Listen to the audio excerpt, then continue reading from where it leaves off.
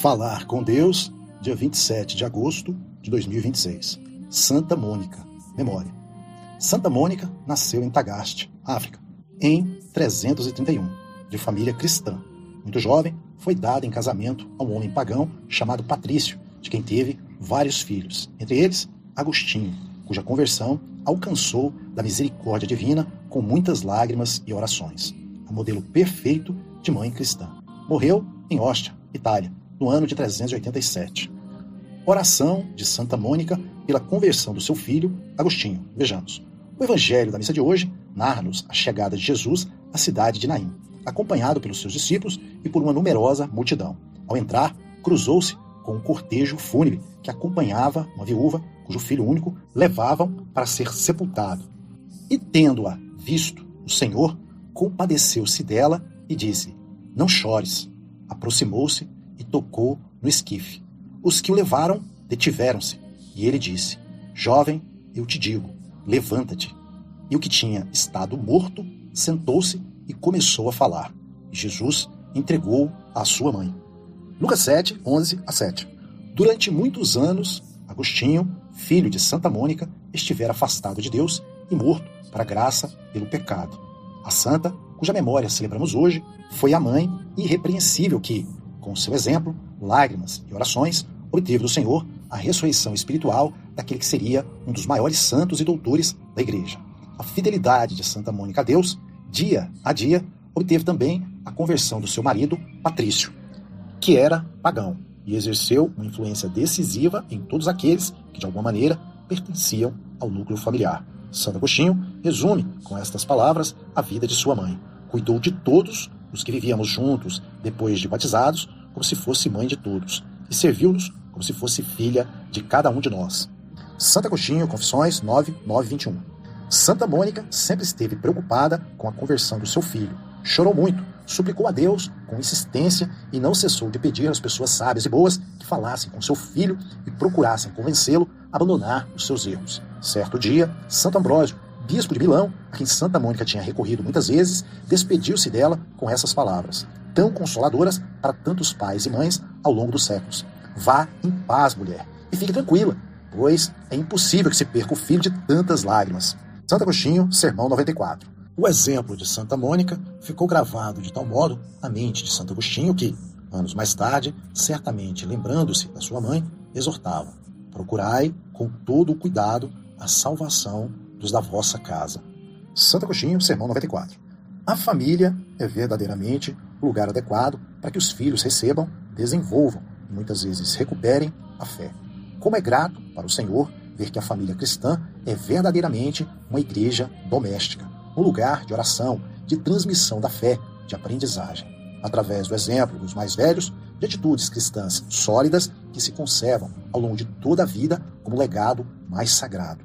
Já se disse de Santa Mônica que foi 2 vezes mãe de Agostinho, porque não apenas o deu à luz, mas resgatou para a fé católica e para a vida cristã. Assim devem ser os pais cristãos, 2 vezes progenitores dos seus filhos, na sua vida natural e na sua vida em Cristo e espiritual. Com João Paulo II, aos bispos do Chile, em visita ad limina 989. E alcançarão um duplo prêmio do Senhor e uma dupla alegria no céu. Transmitir a fé na família. Piedade familiar. Vejamos.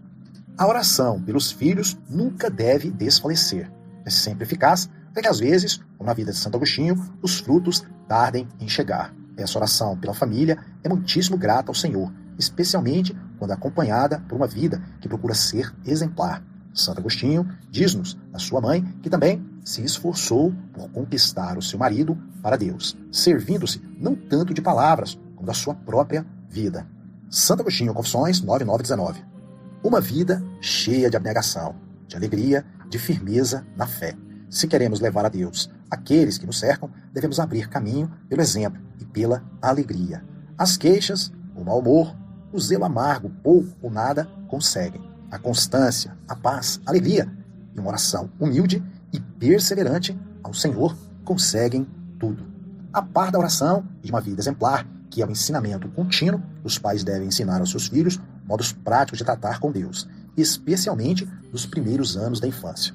logo que começam a balbuciar as primeiras palavras, orações vocais simples que se transmitem de geração em geração, fórmulas breves, claramente compreensíveis, capaz de pôr-lhes no coração os primeiros germes do que chegará a ser uma piedade sólida. Jaculatórias, palavras de carinho a Jesus, a Maria e a José, invocações ao anjo da guarda, entre tantos outros exemplos.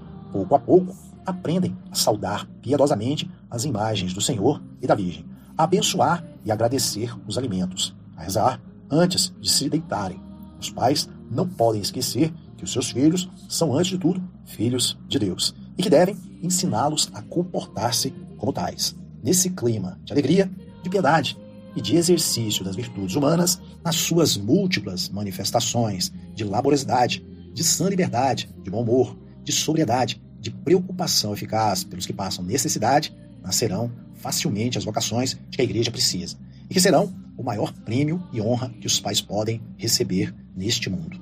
Por isso, o Papa São João Paulo II exortava os pais a criarem uma atmosfera humana e sobrenatural em que pudessem surgir essas vocações. E acrescentava: ainda que estejam chegando tempos em que vós, como pais e mães, julgueis que os vossos filhos podem sucumbir à vacinação, das expectativas e promessas deste mundo, não tenhais dúvidas. Eles fixarão a atenção em vós para ver se considerais Jesus Cristo como uma limitação ou como um encontro de vida, como alegria e fonte de força na vida cotidiana.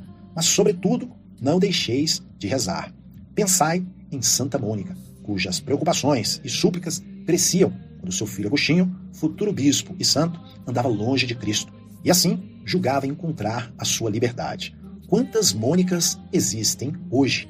Ninguém pode agradecer devidamente o que muitas mães realizaram e continuam a realizar anonimamente com a sua oração pela Igreja e pelo reino de Deus e com o seu sacrifício.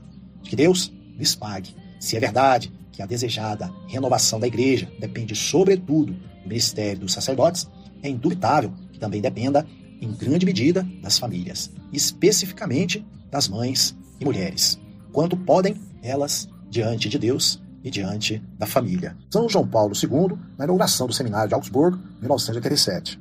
A oração em família. Vejamos. Se a oração de uma mãe foi tão grata a Deus, como será a de uma família inteira que reza pelos mesmos fins? A oração familiar, escreve o Papa São João Paulo II, tem características próprias. É uma oração feita em comum. Marido e mulher juntos, pais e filhos juntos. Aos membros da família cristã podem aplicar-se de modo particular as palavras com que Cristo promete a sua presença. Em verdade, vos digo que, se 2 de vós se unirem na terra para pedir qualquer coisa, meu Pai, que está nos céus, vô-lo concederá. Pois onde estiverem 2 ou 3 reunidos em meu nome, aí estarei eu no meio deles. Mateus 18, 19 seguintes. Os membros da família unem-se com mais força entre si e com Deus, mediante a oração em comum. Esta oração tem como conteúdo especial a própria vida familiar. Alegrias e dores, esperanças e tristezas, nascimentos e festas de ano, aniversários de núpcias dos pais, partidas, ausências e regressos, escolhas importantes e decisivas, a morte de pessoas queridas, entre tantas outras situações, marcam a intenção do amor de Deus na história da família. Assim como devem marcar o momento favorável para a ação de graças, para a impetração, para o abandono confiante da família ao Pai comum que está nos céus. A dignidade e a responsabilidade da família cristã, como igreja doméstica, só pode, pois, ser vivificadas com a ajuda incessante de Deus, que não faltará se implorada com humildade e confiança na oração. São João Paulo II, Exortação Apostólica, Familiares Consortio, 1981-59. O centro da família cristã está posto no Senhor. Por isso, qualquer acontecimento ou circunstância que, numa visão puramente humana, seria incompreensível, é interpretado como algo permitido por Deus. Algo que sempre redunda em bem de todos. A doença ou a morte de uma pessoa querida, o nascimento de um irmão com algum defeito grave ou qualquer outra provação, tudo é captado sob a perspectiva da eternidade e não leva ao desalento ou à amargura, mas à confiança no Senhor e o abandono total em seus braços. Ele é Pai de todos. Hoje, pedimos a Santa Mônica, que nos dê a firmeza com que ela perseverou na oração e que ajude todas as famílias a conservar o tesouro da piedade familiar, ainda em que em muitos lugares os costumes que se vêm estendendo não sejam favoráveis.